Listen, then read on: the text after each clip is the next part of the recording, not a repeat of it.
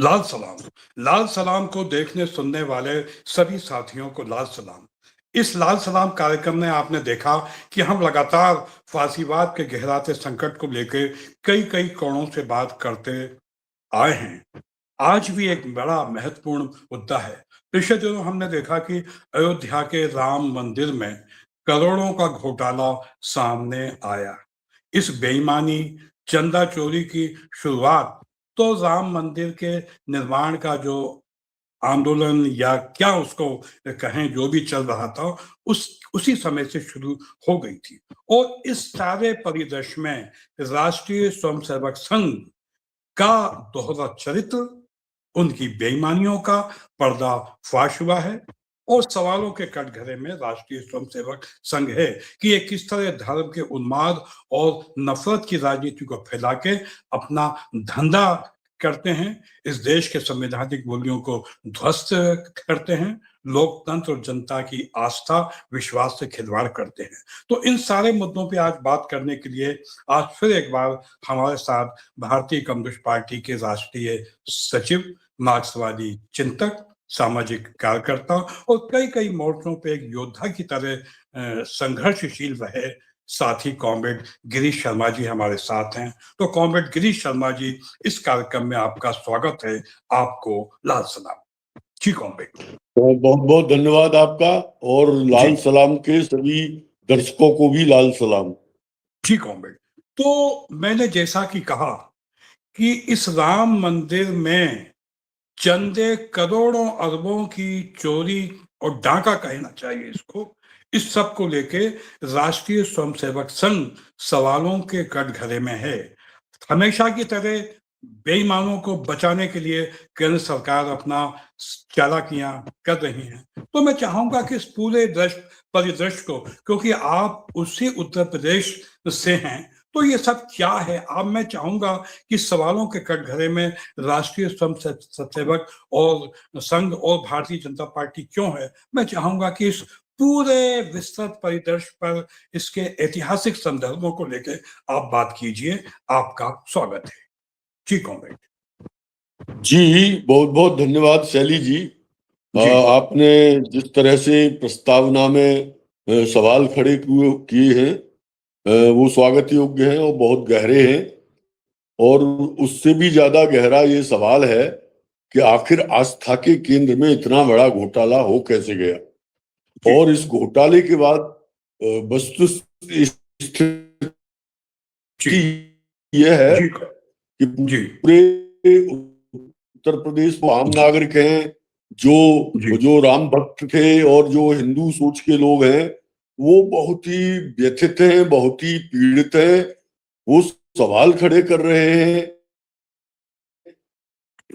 जी इतना नहीं, राम मंदिर में, और उससे भी बड़ी बात यह है कि अब लोग जा रहे हैं, लेकिन जिस तरह से आस्था पूर्वक वो चढ़ावा चढ़ाते थे, अब या तो चढ़ा नहीं रहे हैं, और अगर चढ़ावा चढ़ा भी रहे हैं तो वो ये समझ के चढ़ा रहे हैं कि शायद ये हमारा वहां तक, हमारा भक्तिभाव वहां तक न पहुंचे जहां तक हम इसे पहुंचाना चाहते हैं।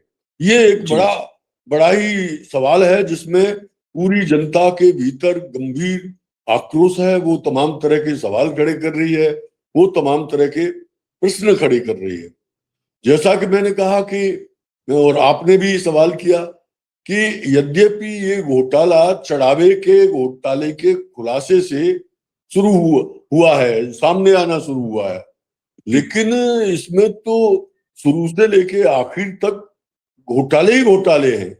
सबसे बड़ा तो ऐतिहासिक घोटाला ये है कि एक फर्जी मिथक आरएसएस के नागपुर मुख्यालय ने ये गढ़ा कि राम जन्मभूमि की मुक्ति की लड़ाई 500 सालों से लड़ी जा रही थी, जबकि ऐसा कोई संदर्भ, कोई ऐसा मामला बनता ही नहीं है।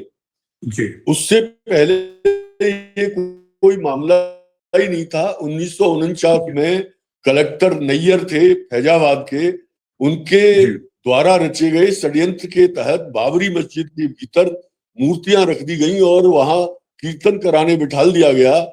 तब से ये मामला विवाद का खड़ा हुआ। उससे पहले विवाद नहीं था, जैसा कि आरएसएस ने फर्जी पुस्तिकाएं, फर्जी नैरेटिव गढ़ा है। तो सबसे बड़ा घोटाला तो इतिहास के साथ है कि एक अपनी राजनीति को सीधा करने के लिए एक स्थल को चुना गया, जो स्थल माइनॉरिटी की आकांक्षाओं से जुड़ा हुआ था, और उस मस्जिद को बाबर से जोड़ा गया, जो कि बाबर कभी अयोध्या गया भी नहीं था। अगर वो बनवाई थी तो उसके एक सिपह सालार ने बनवाई थी, जो उन दिनों फैजाबाद का प्रशासक था। और बाबरी मस्जिद इसे नाम दे करके मुसलमानों के खिलाफ, अल्पसंख्यकों के खिलाफ बड़ा घृणा अभियान चलाया गया। और उसके बाद ये मामला गरमाता रहा।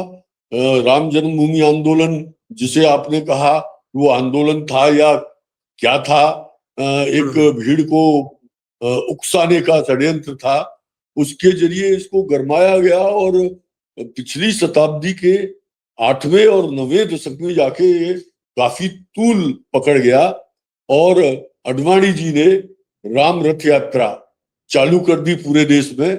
आप सभी जानते हैं वो राम रथ यात्रा जब चली तो पूरे देश में बड़े पैमाने पर दंगे हुए, अशांति फैली, लोग मारे गए, लोगों की हत्याएं हुई। तो इस तरह का वातावरण बना। मैं यहाँ ये कहना चाहता हूं, आरएसएस और बीजेपी के षड्यंत्र अपनी जगह है, लेकिन पूरे इस मामले को पनपाने में उस समय की शासक पार्टी कांग्रेस की भूमिका कम गलत नहीं है। मुझे इस कहने में कोई हिचकिचाहट नहीं होती। 1949 में तब भी कांग्रेस का राज हो गया था ना, तो किस तरह मूर्तियां रख दी गई, इसके लिए तो कांग्रेस सरकार, चाहे उत्तर प्रदेश की हो, चाहे उस समय देश की सरकार रही हो, वो उसके लिए जिम्मेदार है।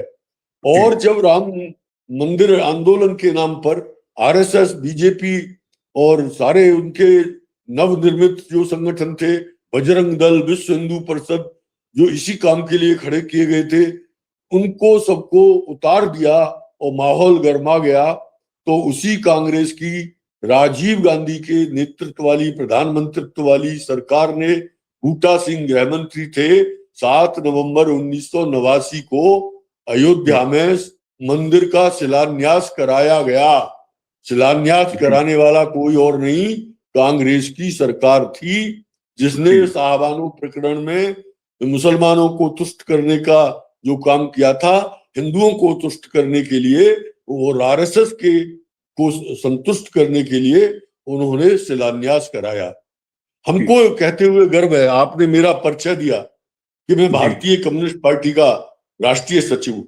भारतीय कम्युनिस्ट पार्टी को इस बात का गर्व है कि वो एकमात्र पार्टी थी, उसने इस खतरे को पहचाना कि ये राम और राम की आस्था का सवाल नहीं, ये सांप्रदायिकता को फैला करके, बड़े पैमाने पर सांप्रदायिक विभाजन पैदा करके, वोट बटोर करके सत्ता तक की सीढ़ियां चढ़ने का जुगाड़ है आरएसएस बीजेपी का।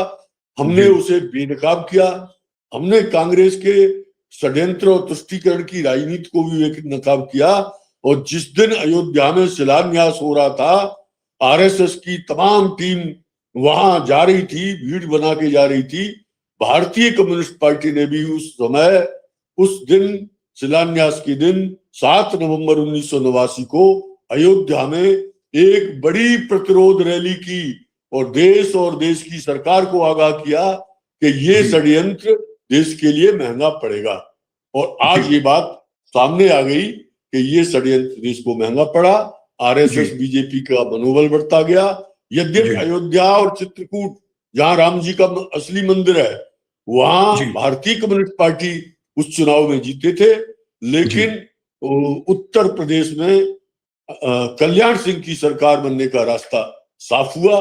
और जब 6 दिसंबर 1992 को राष्ट्रीय एकता परिषद में आश्वासन देने के बाद, राष्ट्रपति को आश्वासन देने के बाद, भारतीय जनता पार्टी, आरएसएस और बजरंग दल के लोगों ने देश भर से बड़े पैमाने पर पहुंच करके उस बाबरी मस्जिद को शहीद कर दिया।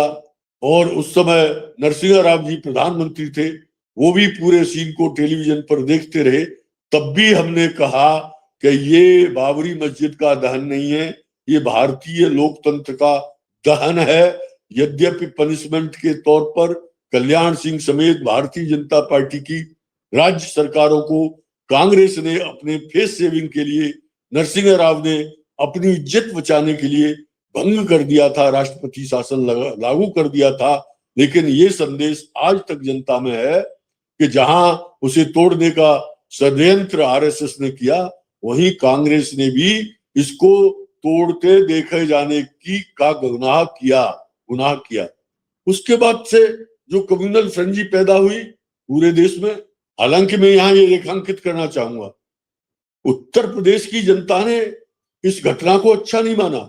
और 6 दिसंबर 92 के बाद जब दोबारा चुनाव हुए उत्तर प्रदेश की विधानसभा में, तो जिस कल्याण सिंह की सरकार का, बीजेपी की सरकार का उत्तर प्रदेश की विधानसभा में पूर्ण बहुमत था, वो बहुमत प्राप्त नहीं कर सकी, 221 से घट करके 177 सीटों पर सिमट गई थी। ये इस बात का सबूत है कि बाबरी मस्जिद के दान को उत्तर प्रदेश के मतदाताओं ने स्वीकार नहीं किया और भारतीय जनता पार्टी को उसका दंड दिया। लेकिन भारतीय जनता पार्टी को 1999 में, उससे पहले कई बार सरकार बनाने का मौका मिला और वो इस बात को समझ गए, विभाजन की राजनीति, अल्पसंख्यकों की राजनीति उन्हें कुर्सियों तक, सत्ता की कुर्सी तक पहुंचा सकती है। और उन्होंने इसके लिए खुलकर के खेल खेला, जमीन पर लड़ाई लड़ी, अदालतों में लड़ाई लड़ी, और ये लड़ाई अंत में सुप्रीम कोर्ट ने फैसला दिया कि बाबरी मस्जिद दूसरी जगह बनेगी और यहाँ राम मंदिर बनाया जाए। और उसके लिए भारतीय जनता पार्टी ने इस मौके का इस्तेमाल किया और राम मंदिर का निर्माण का सारा कारोबार बजाय सर्व स्वीकृत साधु संतों को, शंकराचार्यों को, अखाड़ों को देने के पूरा काम आरएसएस, बीजेपी और मोदी की सरकार ने अपने हाथों में ले लिया। मैं यहाँ ये भी याद दिलाना चाहता हूँ कि 90, 91, 92 में भी मंदिर निर्माण के नाम पर काफी चंदा इकट्ठा किया गया था। उस चंदे में भी घोटाला हुआ था। जब उसमें घोटाला हुआ था तो एक आयकर अधिकारी ने उसकी जांच की थी, तो आरएसएस के लोगों ने उसका सामान घर से बाहर फेंक दिया था।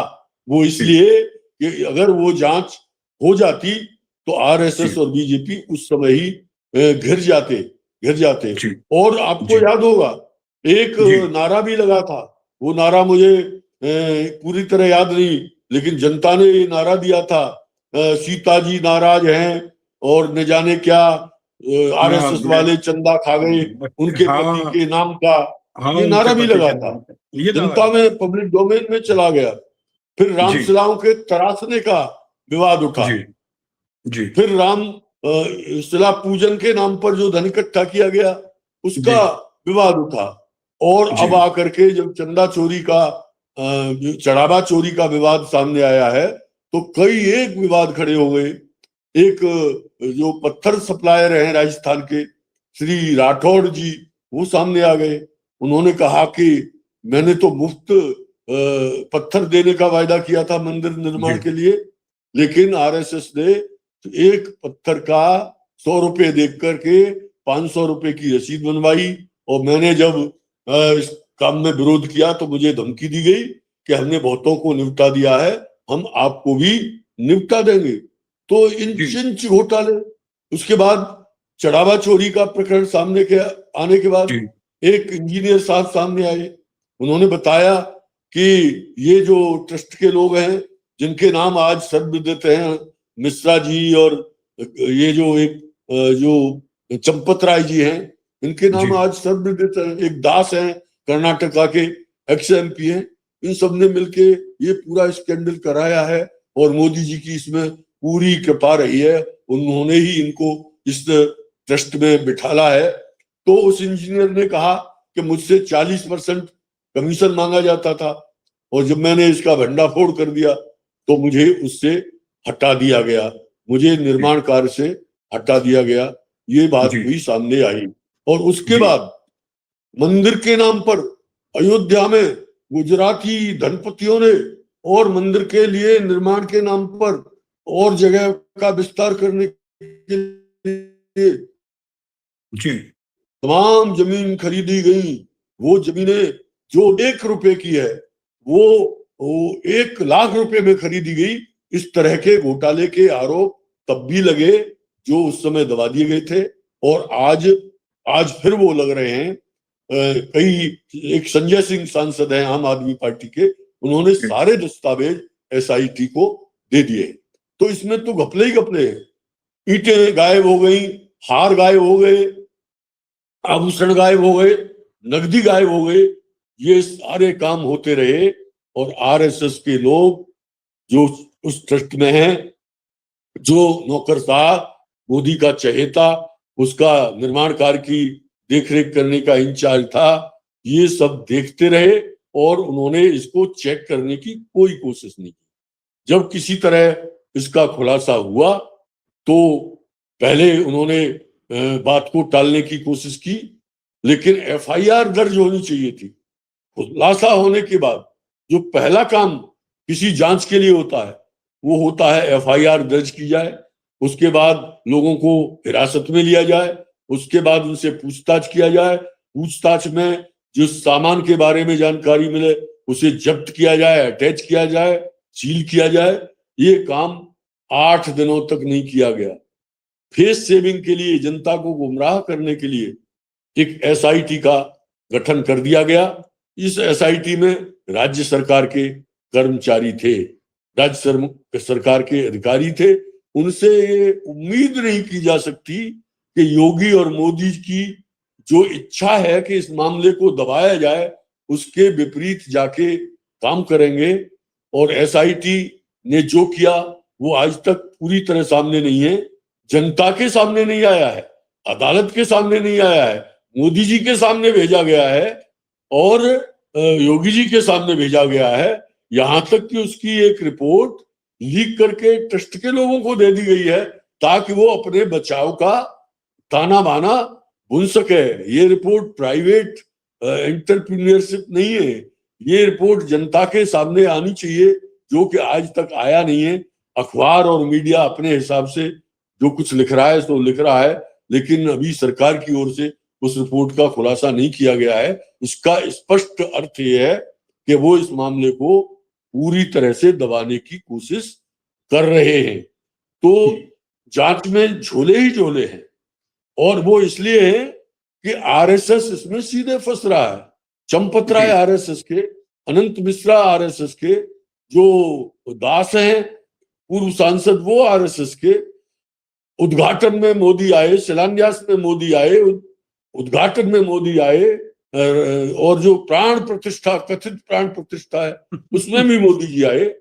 लेकिन आज इतने दिन हो गए, आज मोदी जी मुंह नहीं खोल रहे कि वो उन्होंने पूरे देश को गुमराह करने की कोशिश की कि वो शंकराचार्यों से और अखाड़ों से, संतों से भी ज्यादा धर्माचार्य हैं, और राम भक्त बनने की और दर्शाने की उन्होंने जो साजिश रची। आज मोदी जी राम मंदिर में चढ़ावे और दूसरे घोटालों को लेकर के आज तक उन्होंने एक शब्द नहीं बोला है, एक शब्द भी नहीं बोला है। तो इस तरह मैं कहना ये चाहता हूं कि आरएसएस इसको दबाने में लगा है। अभी आरएसएस के होसबोले जी ने एक बयान दिया और वो जनता के ऊपर डाल दिया कि जनता गुमराह ना हो। भाई गुमराह क्या? जो चढ़ावा चोरी हुआ है तो आप कहिए कि जिन्होंने चढ़ावा चोरी किया है उनको कड़ी सजा मिलनी चाहिए। आप जनता को गुमराह कर रहे हैं कि आप गुमराह मत होइए। जनता बहुत होशियार है। दोबारा आरएसएस ने फिर बयान दिया है, वो भी मामले की लीपापोती करने का है और पूरा का पूरा ये मामला दबाए जाने का षड्यंत्र चल रहा है। ट्रस्ट, हमारी मांग है कि हाई कोर्ट, सुप्रीम कोर्ट के न्यायालय की देखरेख में एक ऐसी जांच हो जिसमें दूध का दूध पानी का हो, पानी हो, दूध का दूध पानी का पानी हो। लेकिन अभी तक उससे बचा जा रहा है। अभी यूपी की पुलिस जो योगी के अधीन है वो काम कर रही है, और एसआईटी के अधिकारी जो योगी आदित्यनाथ मुख्यमंत्री के अधीन है वो काम कर रही है। अब आज मैंने जाना है, अखबारों में भी आया है कि सुप्रीम कोर्ट ने एसआईटी की रिपोर्ट के बारे में रिपोर्ट मांगी है, और आरएसएस और दूसरे संगठनों को भी, सरकार को, उत्तर प्रदेश की सरकार को, केंद्र सरकार को भी नोटिस दिया है कि वो भी इस मामले पर अपनी रिपोर्ट दें। देखना है कि आगे सर्वोच्च न्यायालय क्या कदम उठाता है। बीजेपी उसको लीपापोती करने की कोशिश कर रही है। दूसरी बात यह है कि ये जो मामला है ट्रस्ट को आज भी उसमें डेंट पेंट करने की कोशिश की जा रही है। नए लोग जोड़े जा रहे हैं, वो भी घुमा फिरा करके आरएसएस के लोग हैं। ऐसे लोगों को जोड़ा गया है, ऐसे रिटायर्ड अधिकारियों को जो पहले घपले घोटालों में चिन्हित किए जा चुके हैं, जिनके खिलाफ अभियोग दर्ज हुए हैं, ऐसे लोगों को जोड़ा जा रहा है। हम लोग भारतीय कम्युनिस्ट पार्टी के लोग ये मांग कर रहे हैं लगातार कि इस ट्रस्ट का पुनर्गठन किया जाए और इसमें चारों पीठों के शंकराचार्य, सारे के सारे अखाड़ों के प्रतिनिधि, अयोध्या के चुनिंदा संत, विपक्ष का केंद्र में पार्लियामेंट में मुखिया और एक अल्पसंख्यकों का प्रतिनिधि भी और एक महिला प्रतिनिधि भी इसमें जो आरएसएस बीजेपी से जुड़ी हुई न हो, ये रखे जाएं, तब ट्रस्ट का संचालन पारदर्शी तरीके से हो पाएगा। क्योंकि पैसा, रुपया, धन, दौलत, चांदी, सोना जहां गिरता है वहां भ्रष्टाचार को जन्म देता है। उस पर लगाम लगाने की जरूरत है। और अनेक मंदिरों में घोटाले खुल रहे हैं, तो राम मंदिर कैसे उससे अछूता रह सकता है। और आरएसएस के बारे में तो मैं यही कहना चाहूंगा, एक गांव की कहावत है, चोर कुतिया को अगर जलेबी का रखवाली का काम दे दिया जाए तो वो जलेबी की रखवाली करेगी या खुद ही पहले खाएगी सबसे। तो आरएसएस ने तो उसी तरह का काम किया है। और मोदी जी का मौन इस मामले को और गंभीर बना रहा है। यहां मैं ये भी कहना चाहूंगा कि इस पर जनता उद्वेलित है। जिस तरह नीट चोरी पर, जिस तरह महंगाई पर, नीट पेपर लीक पर, जिस तरह बेरोजगारी के सवाल पर, मजदूरों के हकों के सवाल पर, किसानों के साथ जो जातियां हो रही हैं उनकी बर्बादी के सवाल पर, और भ्रष्टाचार के सवाल पर, आम भ्रष्टाचार के सवाल पर, और मनरेगा को सीमित किया गया है, इन सवालों पर, संविधान की रक्षा के सवाल पर, बोलने की आजादी के सवाल पर जिस तरह से जनता मुखरित है, उसी तरह से आज पूरे देश की जनता राम मंदिर में हुए घपले घोटालों को लेकर भी बहुत ही मुखरित है। और भारतीय कम्युनिस्ट पार्टी ने, मेरी पार्टी ने, मुझे फक्र है, इस बात को पहचाना। और हमने उत्तर प्रदेश की पार्टी की कमेटी ने समय रहते नारा दिया, इस घपले की सुप्रीम कोर्ट के न्यायाधीश की देखरेख में जांच की मांग को लेकर के, ट्रस्ट में आमूलचूल बदलाव की मांग को लेकर के हमने 6 जुलाई को पूरे उत्तर प्रदेश में सड़कों पर उतर करके बड़ा आंदोलन किया।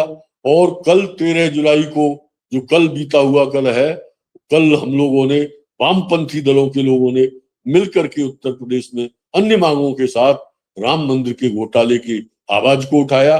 और आगे आने वाले दिनों में भी हम इस आवाज को उठाने जा रहे हैं। विभिन्न राज्यों में, आपके यहाँ था, मैं मध्य प्रदेश में अपनी राज्य काउंसिल की बैठक में इस पर चर्चा हुई, आवाज उठाने की बात भी हुई। बिहार में मैं पिछले दिनों था, वहां बात हुई। पूरे उत्तर भारत में ये मसला के खिलाफ उठ रहा है, पूरे दक्षिण भारत में मसला उठ रहा है। और हम 6 से लेकर 15 अगस्त तक जो पदयात्रा करने वाले हैं भारतीय कम्युनिस्ट पार्टी के लोग, बाकी जो सवाल अभी मैंने गिनवाए, उन सवालों के अलावा इस सवाल को भी हम जनता के बीच ले जाएंगे, इस सवाल को भी जनता के बीच ले जाएंगे। और 1 सितंबर को हमारी जो दिल्ली में बदलाव रैली होगी, बदलाव जरूरी रैली होगी, उसमें भी हम पूरी मजबूती के साथ, पूरी शिद्दत के साथ इस राम मंदिर के चढ़ावे के सवाल को, आस्था को ठेस पहुंचाने के सवाल को, इसकी जांच होकर के दोषियों को कड़ी से कड़ी सजा देने के सवाल को, और आरएसएस जैसे संगठन को पूरी तरह बेनकाब करने के सवाल को हम 1 सितंबर की दिल्ली रैली में भी, जो रामलीला ग्राउंड में होने जा रही है, उसमें उठाएंगे।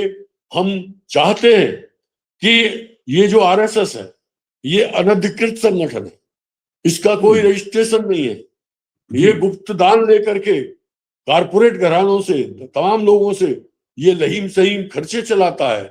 और आज पूरी सरकार, देश के की पूरी सरकार और सल्तनत इसके हाथ में आ गई है। 22 राज्यों में इसकी मिलीजुली सरकारें हैं।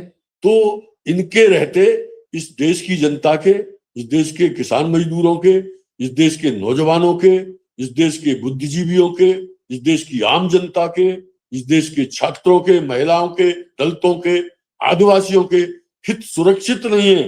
तो इस चढ़ावा चोरी की लड़ाई को हम इतना व्यापक बनाना चाहते हैं कि आरएसएस को बेनकाब किया जाए और आने वाले दिनों में बदलाव, जहां डबल इंजन की सरकारें, वहां की राज्य सरकारों को पलटने, आंदोलनों के जरिए ऐसा माहौल खड़ा करने के लिए कि लोग आने वाले चुनावों में इनको बुरी तरह परास्त करें। और इनके जो षड्यंत्र चुनावों में चल रहे हैं, चाहे वो ईवीएम के नाम पर चल रहा हो, चाहे एसआईआर के नाम पर चल रहा हो, चाहे चुनाव आयोग के जरिए ये अपना मनमानी कर रहे हो, या लोगों को धन दे करके, धन बल पर, सत्ता बल पर, पुलिस बल पर, अपने कार्यकर्ताओं की फौज के बल पर ये जिस तरह से लोकतंत्र को लूटने का पूरा एक बहुत बड़ा षड्यंत्र कर रहे हैं, प्रतिरोध की आवाज को दबा रहे हैं, संविधान को बदलने की चेष्टा कर रहे हैं, इन सारे सवालों को हम आगामी दिनों में जनता के बीच ले जाएंगे।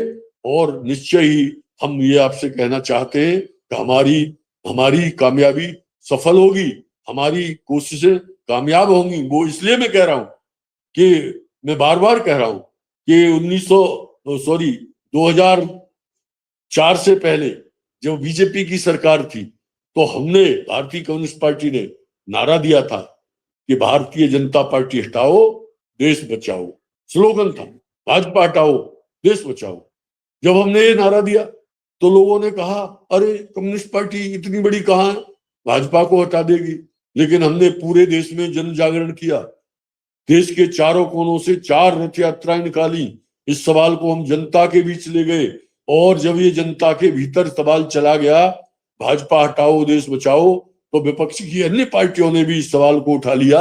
और 2004 के चुनाव में भारतीय जनता पार्टी को पराजय का मुंह देखना पड़ा था। हमने बचाओ भारत, बदलो भारत नारा दिया था, और हमने भारत को टूटने से बचाने का, उसकी एकता को बचाने का नारा दिया, और उसमें हम कामयाब रहे। हालांकि सड़ी गली पूंजीवादी व्यवस्था को, जो जन विरोधी है, जो कारपोरेट घरानों के पक्ष में है, जो आरएसएस और बीजेपी की थोपी हुई व्यवस्था है, उसको बदलने में हम कामयाब अभी तक नहीं हुए हैं। उसके लिए हमारे प्रयास जारी है। तो मैं ये कहना चाहता हूं, लाल सलाम के जितने दर्शक साथी हैं, उनसे मैं कहना चाहता हूं, अब बदलाव जरूरी है। ये बहुत ही सामयिक नारा है, इसी पर अमल कीजिए, इसको आगे बढ़ाइए। और जिन राज्यों में 2027 में विधानसभा के चुनाव होने जा रहे हैं, वहां भारतीय चढ़ावा चोर जनता पार्टी को, भारतीय जनता पार्टी को, चढ़ावा चोर आरएसएस की सरकारों को इससे मुक्ति दिलाइए। और आने वाले लोकसभा चुनाव में भी इस देश को भी उससे मुक्ति दिलाइए। इस ओर आप सोचिए, हमारे आंदोलन में हर तरह से योगदान कीजिए। निश्चय ही देश की आस्थावान जनता को, देश के लोकतांत्रिक लोगों को, लोकतांत्रिक सोच वाले लोगों को, समाजवादी सोच के लोगों को हमारे इस अभियान से जरूर बल मिलेगा, ऐसा मैं सोचता हूं। मैं सोचता हूं कि आपको इस अवसर पर, आपके पास भी कई सवाल होंगे, बाकी समय में आप मुझसे सवाल करेंगे, मैं उनका उत्तर दूंगा। जी, मैं कुछ वो 5-1 मिनट में आपसे, मेरे पास 2-3 मुद्दे हैं मैं जिनको रेखांकित करके आपकी राय भी उस पर जानना चाहूंगा कि जिस वक्त बाबरी मस्जिद तोड़ी जा रही थी, भारत सरकार चाहती तो अपनी सेना को भेज के उसे रुकवाया जा सकता था, लेकिन तत्कालीन प्रधानमंत्री पीवी नरसिम्हा राव जी उस वक्त अपना फोन रख के बंद करके सो गए थे। ये इतिहास का एक कलंकित अध्याय है कि जिस वक्त बाबरी मस्जिद तोड़ी जा रही थी, उस वक्त भारत के प्रधानमंत्री फोन रख के सोने का नाटक कर रहे थे।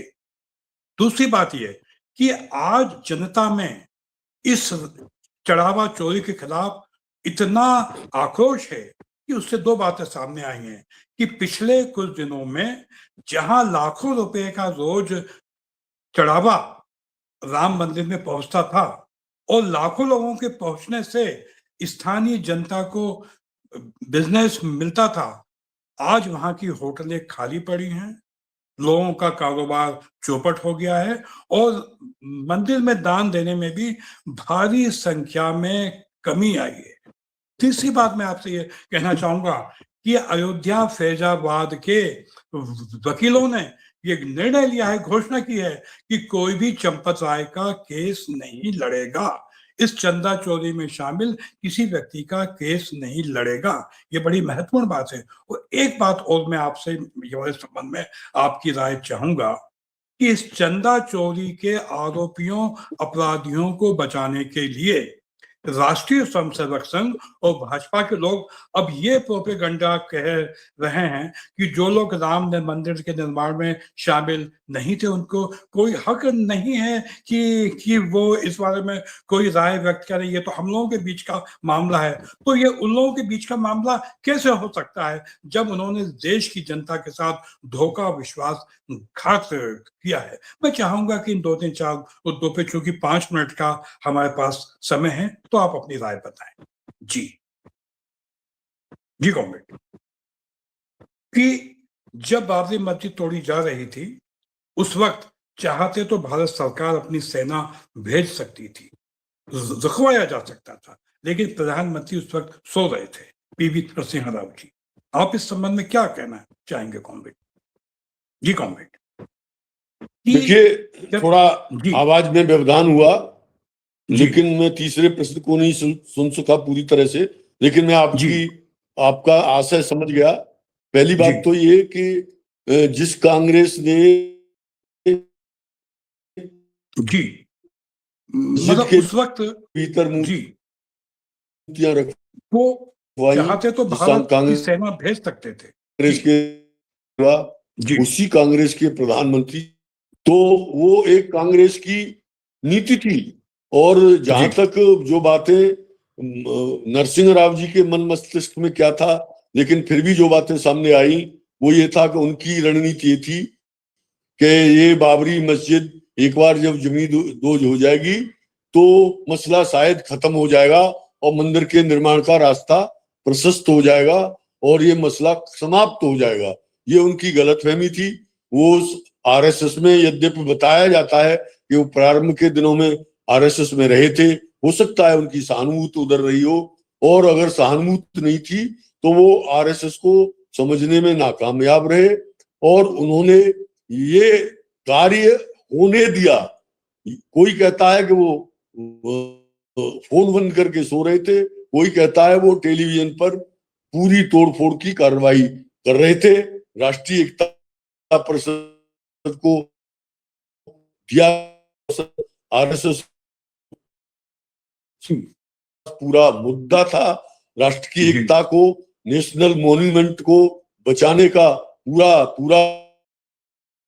जी बिल्कुल, आपने ठीक कहा। वो चाहते तो इसको रोक सकते थे, लेकिन कांग्रेस की सरकार, नरसिम्हा राव और प्रधानमंत्री जी मूक दर्शक बने रहे, इसमें तो कोई शक ही नहीं है। दूसरा ये कि जिस तरह से इस चढ़ावा चोरी के प्रकरण के खुलासे के बाद अयोध्या में जो टूरिस्टों की पंक्तियां लगी हुई थी, मैं तो दिन रात यात्रा करता हूं पार्टी की जिम्मेदारियों को निभाते हुए, तो मैं देखा करता था जो ट्रेनें फैजाबाद अयोध्या जा रही हैं दिल्ली से, दूसरे राज्यों से, उनमें बड़े पैमाने पर श्रद्धालु और आस्थावान जा रहे हैं। जी, और वहां जब जा रहे थे तो, और हवाई यात्राएं कर रहे थे, और जब वहां जा रहे थे तो वहां खरीदारी कर रहे थे, होटलों में ठहर रहे थे। बताया जाता है कि होटल तो सारे और बड़े व्यवसाय तो वहां गुजरातियों के हाथों में चले गए, लेकिन छोटे छोटे व्यवसाय जो पूजा और परफॉर्मेंस से जुड़े हुए हैं, खाने पीने के व्यवसाय, रहने ठहरने के व्यवसाय छोटे पैमाने पर भी चलते हैं और इससे बड़ी जनता का लाभ हो रहा था। आज वो लाभ से वंचित हो रहे हैं क्योंकि श्रद्धालु भी कम जा रहे हैं और वो चढ़ावा भी कम कर रहे हैं और अयोध्या में ज्यादा रुक नहीं रहे, आए और दर्शन किए और चले गए। अब दूसरे तरह का एक माहौल अयोध्या में देखने को मिल रहा है। तो अयोध्या के लोगों का नुकसान हुआ है, और अयोध्या के लोगों का नुकसान तो जब से ये आंदोलन, कथित आंदोलन चला, तब से अयोध्या वालों ने तो हानि देखी है। लोग बाहर से जाते थे, वहां हंगामे करते थे, बर्बादी अयोध्या की होती थी, तनाव अयोध्या में होता था, कर्फ्यू अयोध्या में लगता था। ये सब अयोध्या वाले वो लगातार पूरे 70-80 सालों से 1949 के बाद से झेल रहे हैं। तीसरी बात जो शायद आपने कहा कि वकीलों ने, मैं कह रहा हूं वकील प्रतीक बन गए, ऐतिहासिक रूप से प्रतीक बन गए।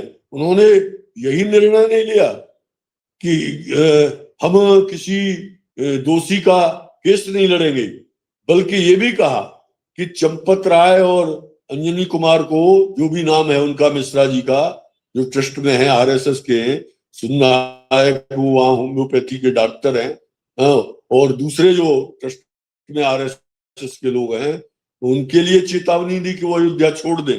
लेकिन ये उनके गुस्से का प्रतीक था। लेकिन सवाल ये खड़ा हुआ, जब वो अयोध्या छोड़ देंगे तो उनका तो फायदा हो जाएगा, वो जांच के लिए पुलिस को उपलब्ध नहीं होंगे, पूछताछ के लिए उपलब्ध नहीं होंगे, तो शायद उस मांग पर उन्होंने दबाव बनाना कम कर दिया। मैं ये कहना चाहता हूं कि अयोध्या के वकील ही नहीं, अयोध्या की तमाम जनता इतनी ही आक्रोशित है जितने वहां के वकील आक्रोशित हैं। और मैं अभी पूरे उत्तर प्रदेश का भी दौरा करके लौटा हूं।